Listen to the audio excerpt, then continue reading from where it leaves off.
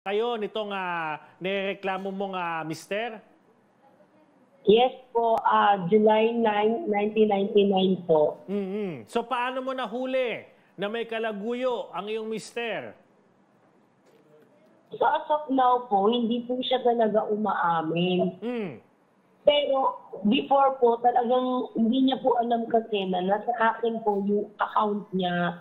Naipasok ko po yung fingerprint ko dun sa cellphone niya.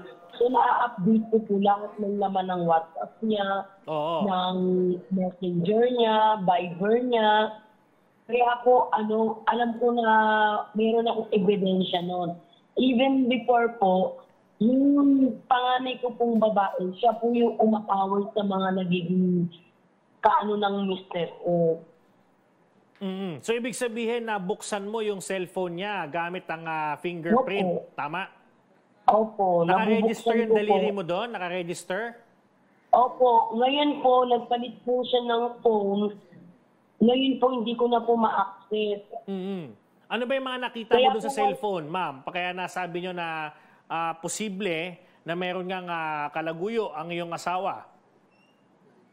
Naku, ang dami po. Meron po siyang FB dating apps.